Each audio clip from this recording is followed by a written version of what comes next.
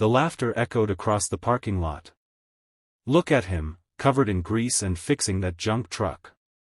A few wealthy shoppers laughed openly, shaking their heads as if the mechanic kneeling on the pavement didn't even deserve respect. The mechanic heard every word, but he never looked up. He simply tightened another bolt, wiped the sweat from his forehead, and kept working. Because life had already taught him something cruel: sometimes silence is stronger than any reply. What those people didn't know was that before the sun set that very day, the man they mocked would make one simple decision, a decision that would completely rewrite his future. His name was Colton Hayes. At just 38 years old, he looked closer to 50. Years of repairing engines had left deep scars across his rough hands. His boots were worn out, his old pickup truck rattled every time it started, and his tiny repair garage barely earned enough to survive. 5 years earlier, tragedy had stolen everything. His wife had died after a sudden illness, leaving him alone to raise their young son, Rowan. From that day on, every sunrise meant another battle: paying the rent, buying groceries, keeping the electricity on, and smiling for Rowan even when his own heart was breaking. Giving up would have been easier, but fathers don't always get that choice. That morning had already gone terribly wrong.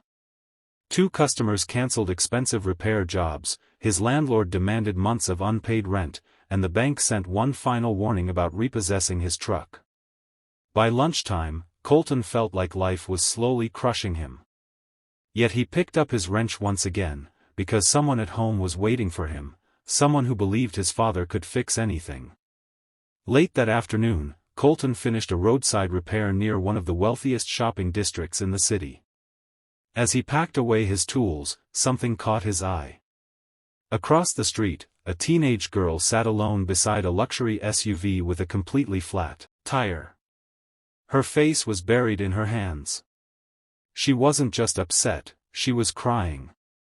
Hundreds of people walked past her. Some glanced, most ignored her, and not a single person stopped. Colton looked at his watch. He had another customer waiting and desperately needed that paycheck. If he wasted time here, he might lose the job completely. For several long seconds, he stood frozen. Then he remembered Rowan. What if that was my child someday? Without another thought, he crossed the street. Nearby shoppers noticed immediately. One man laughed. "Looks like the mechanic found himself an easy customer." Another smirked. "She can afford another tire." Their laughter echoed behind him, but Colton ignored every word. The girl looked terrified. Her phone had died, she didn't know how to change a tire, and she was nearly an hour from home. Without asking a single question, Colton grabbed his jack and toolbox. The summer heat was unbearable. Sweat poured down his face, grease covered his hands, and dust clung to his shirt. 20 exhausting minutes later, the spare tire was secured. The girl finally smiled through her tears. It wasn't just relief, it was hope. She reached into her purse. "How much do I owe you?"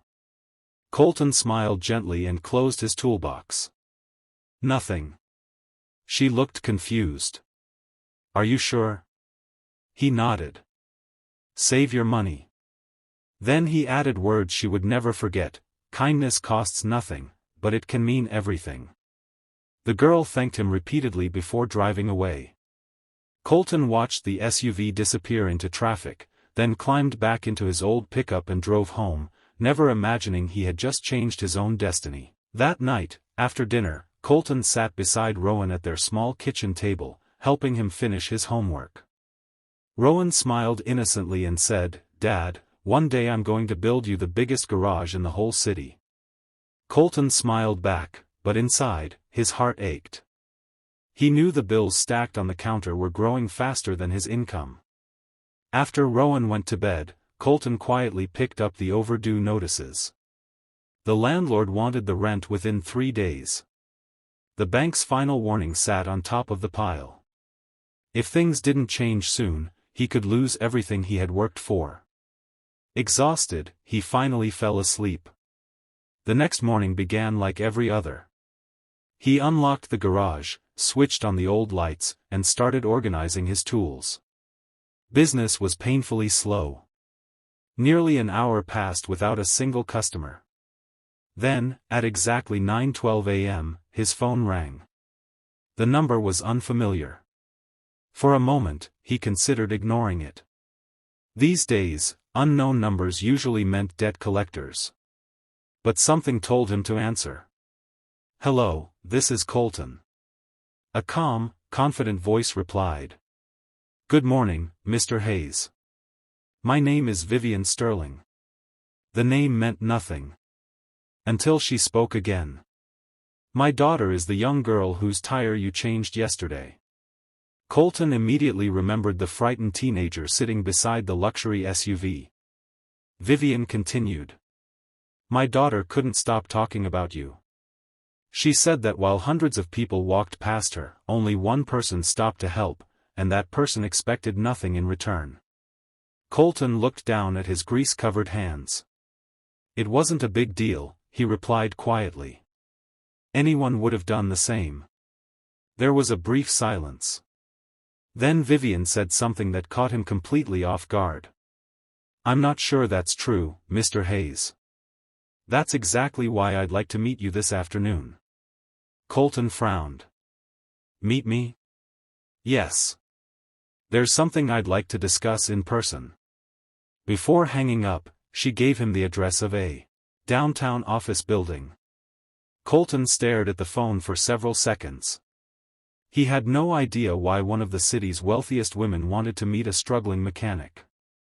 But deep inside, for the first time in a very long time, he felt something he hadn't felt in years. Hope.